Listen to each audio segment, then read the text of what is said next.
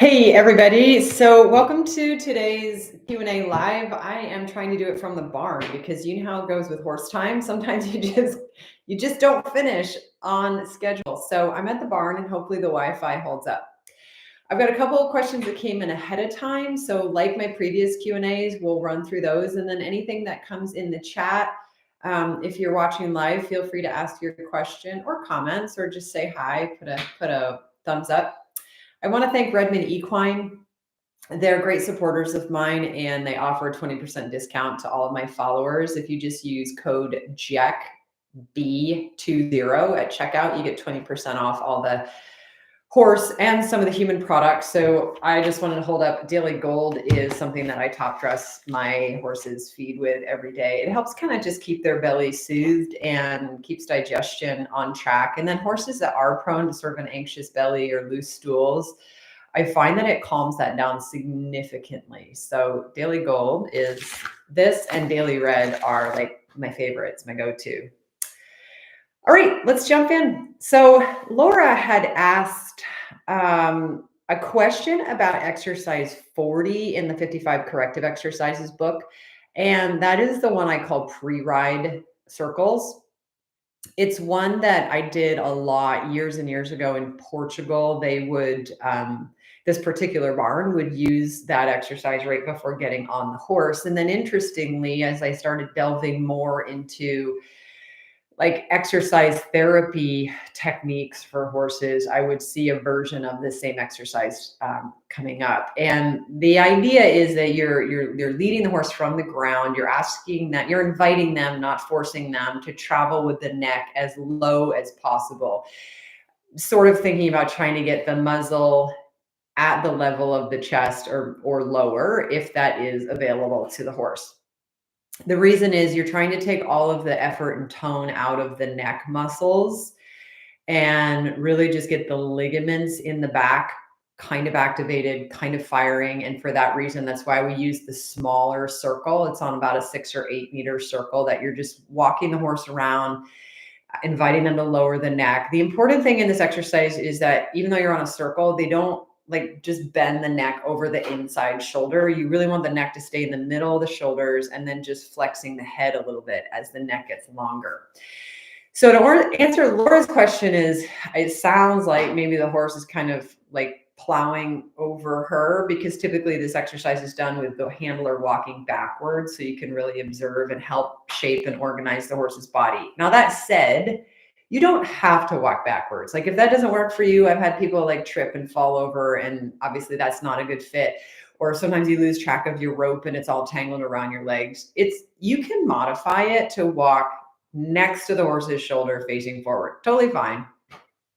My preference is to walk backwards. Now here's the thing, Laura, you're not alone. A lot of people discover when they start doing some of these corrective exercises, they do discover these little gaps and holes in the horse's groundwork, either their understanding or their respect or just their practice of doing it.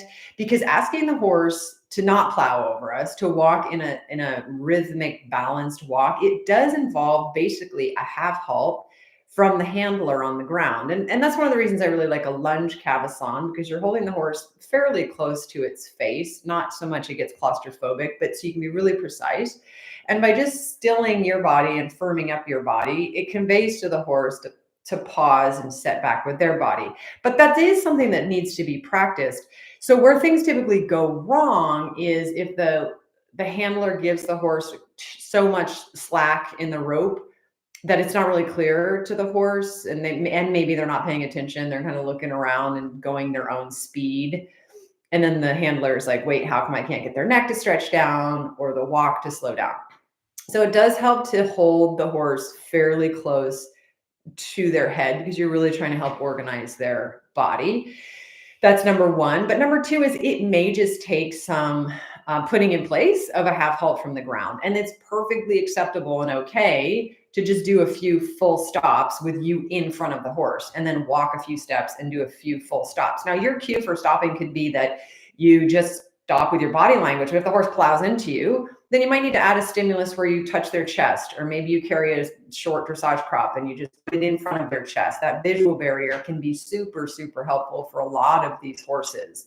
It can slow them down considerably, not even touching them. But I used to work a lot with Manolo Mendez, and he would just have a bamboo pole and he would just place it like 6 inches in front of their chest. And it would, for a lot of these horses, stop them from charging forward. So the short answer, well, the long short answer is that this is a place that highlights maybe where that half halt from the ground is not in place, and we need to work a little bit more in order for the corrective exercises to be effective. But that's really one of the cool side effects of the corrective exercises is a lot of times people will email me and say, I didn't expect to have like a better relationship with my horse as a result of doing like these therapy-based exercises, but almost always that is the outcome because of filling in these little gaps. So hopefully that helps, Laura, and I'm glad that you're working on that exercise number 40.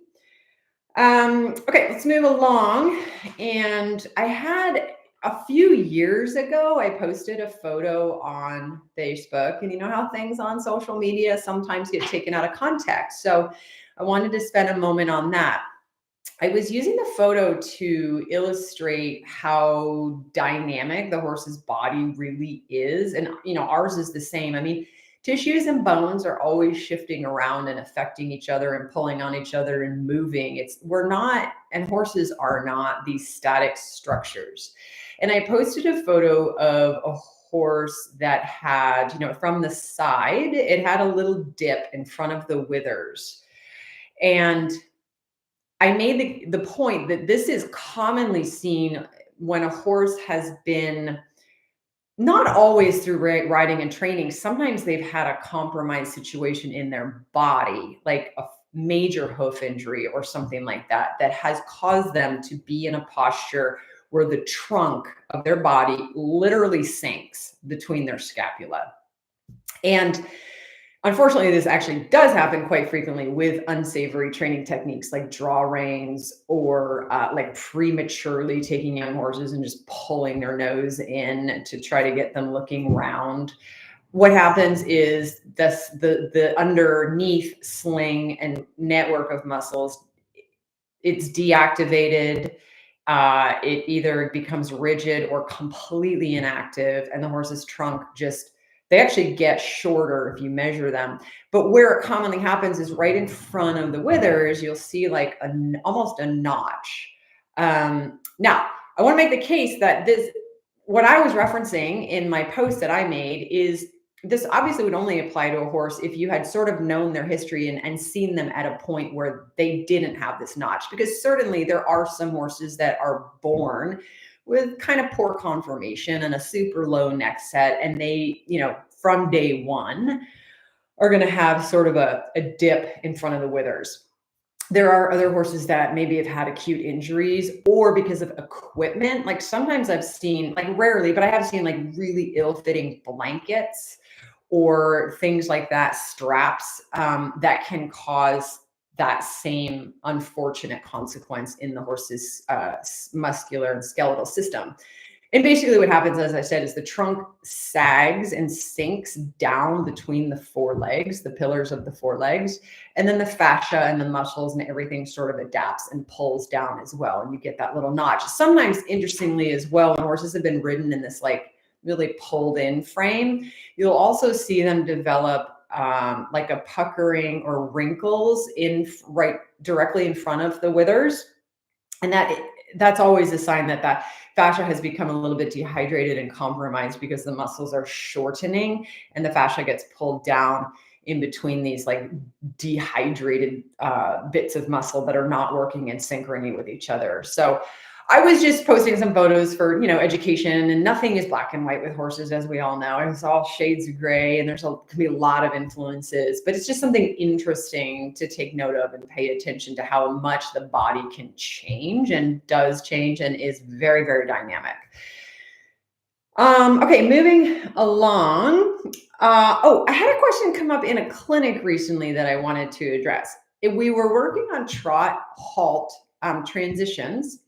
They're so beneficial. One, for just getting the horse connected to the rider's seat, but also when you ride a nice working trot to a halt, And then you soften your fingers a little bit on the reins. Like you don't push the reins forward and put loops in the reins, but you soften your fingers a little bit. This transition is a very good way to test whether the horse is in synchrony with its top line muscles and its bottom chain of muscles, right? The ability to flex the spine and extend the spine and be really maneuverable in his body without bracing and rigidity. And trot halt transitions are just a marvelous way to test that, but also improve that. Now, sometimes you're trotting along, your instructor asks you to halt, and then, the horse maybe continues trotting for many more strides. And sometimes we might want to make a correction. So when you halt, you might want to back the horse up to really make a strong point that's like, hey, you kind of just ignored my aid there. So a question came up in a lesson recently. Would I recommend with these trot to stop transitions that when the horse stops, would you want to teeter the horse backwards? I think that's Western lingo, but maybe somebody in the chat can help me out with that. I think teeter means just kind of rock them back a little bit. And the long and short answer of that is that's not a bad thing to do. But that said, anything done habitually does become a negative thing to do. So my answer was, don't do that every single time. I do see many horses coming out of the Western world, more so than the English world, where as soon as you halt them, they are automatically thinking backwards. Like it's almost like they halt and then they're going backwards because they've done it so much. The downside of that is, first of all, they're thinking backwards. We always want the horse thinking like forward with their energy, their thoughts, not explosively, but just ready to be responsive and move, right? So there's the mental piece, but then physically, if a horse is always thinking it's going to stop and then back up, many of them will develop a habit of kind of stopping with their butt up in the air and the weight into the chest because they're getting into position to push themselves back. Not always, but many times. So you can certainly teeter them backward. I like that word. I think I'm going to start using it. You can certainly teeter them backwards occasionally because it can be a correction. But anything we do like more than 50% of the time does start to just become a habit. And when things become a habit, they're less beneficial from a physiological standpoint. So that was the long and short answer on that. And then Deanne is in the chat, or was in the chat. Hi, Deanne. How are things?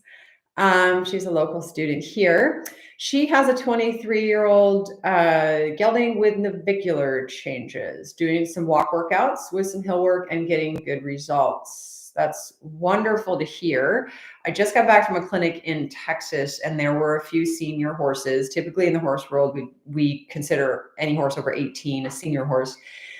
And they were performing at a wonderful level. And I do have a mantra that if you treat old horses like old horses, they become old horses. And if you just treat them like horses and let them tell you when they're feeling old, they can perform a surprisingly long time if we keep them active. I heard a vet recently say, on a podcast I was listening to, that if anything, older horses need more activity than younger horses, and not bone jarring, high intensity, but just movement. They need more movement to keep everything functioning well than young horses because they kind of don't get it on their own. A lot of times we reduce their activities, and the more we reduce things, the more the body kind of erodes and deteriorates. So walk workouts are totally beneficial, Deanne, and slope workouts, and nothing needs to be steep. I've got a couple YouTube videos. I've got a blog post on my blog about using hill workouts and what counts as being beneficial. And you don't need steep terrain. Some people think you do. So definitely keep them going for sure. And I applaud you. So we'll wrap it up. I just wanted to remind people that you're welcome to email me like throughout the month. I'm going to try to do these monthly, or you can drop into the live chat if that works for you.